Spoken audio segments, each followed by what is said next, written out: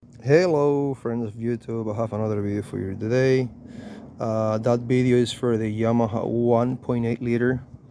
Doesn't matter if supercharged or natural aspirated like this one. This is a 1.8 liter Yamaha BXR SVHO. All the 1.8s, they have the same timing. Okay, let me start. First thing you have to do, you have to remove the starter. Why?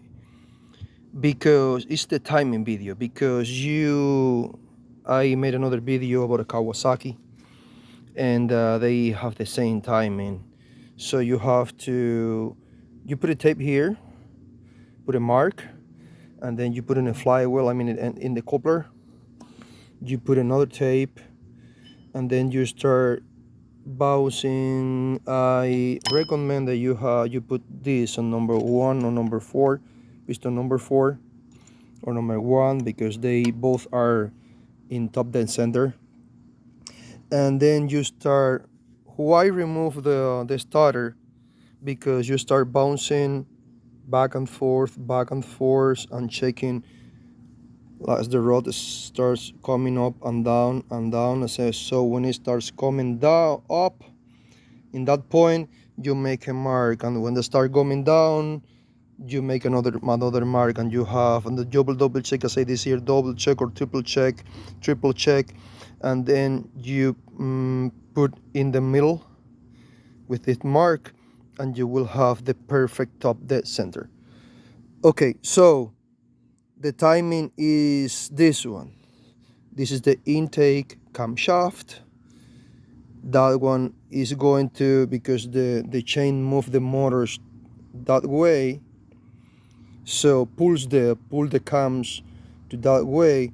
So you will have the intake in number 4 is about, the camshaft intake, it starts about to open the valve on number 4, and the exhaust, the camshaft exhaust already closed the valve on number 4. That's the perfect timing, and you will see that marks here on the intake.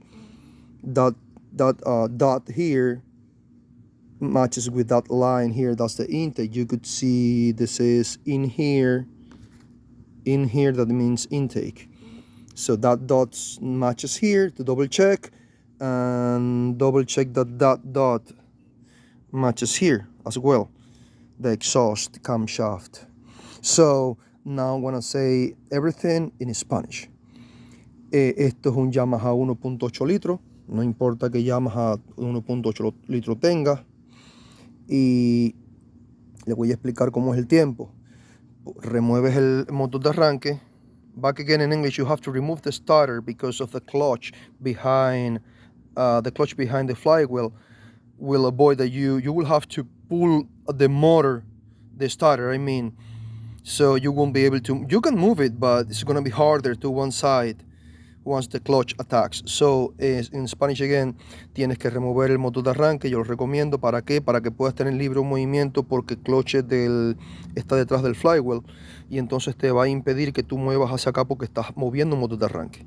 Ok, pones en el número 4 o número 1, pones este rod como hago yo, y vienes aquí, empiezas a mover así, hacia adelante, hacia atrás, y me estás mirando este rod como empieza a subir y como empieza a bajar. En esos dos puntos que empieza a subir y empieza a bajar, ese pequeño punto, tú lo marcas aquí, y después entonces lo pones en el medio, y ese es el punto muerto superior, que es este que está aquí. Yo lo marqué en esta forma. Y tiene una referencia aquí. Y entonces, este es el tiempo.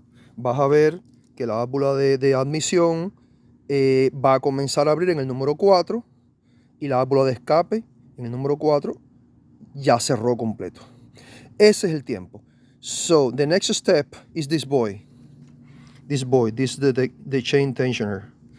So how to install it? You have to pull that one, twist to the right, like a right thread, like if you were tightening a right thread. So once you put all that piston inside, you will see that mark here. This is not a mark. This is a clip. you pull down the clip and that will hold it inside. That's it, simple. So back again, you have to twist it, the piston to the right like a right thread, and pushing inside. And once you have it inside, I do everything by myself. So you pull down that. You just the only thing you have to do is pull down or try to close it, that clip here, and that will hold the chain tensioner. In Spanish, I mean. Esta es la otra parte del tiempo que tienes que poner esta es la guía de la cadena, lo empiezas a enroscar hacia la derecha para meterlo, lo empiezas a enroscar empujándose a la derecha, y una vez que esté adentro, entonces tienes este muellecito que está aquí, este clip que está aquí, y este clip lo que hace es que una vez que lo tengas aquí en esta línea, en esta zanja que está aquí, entonces lo cierras y lo sueltas aquí el pistón y vas a ver cómo lo mantiene en su lugar. Ya la presión de aceite, en cuanto él lo toque aquí, el pequeño toque que le da la guía de la cadena, ya lo suelta y ya la presión de aceite lo mantiene estirado. So that's the timing. So you don't have to freak out, leave it that way, because once it touches softly the chain guide, that will release, the pistons will pull. It's easy, you can see it from here. You can see it from here. You can see it through here. You can see it. So better having a lamp, but you will see that releases itself.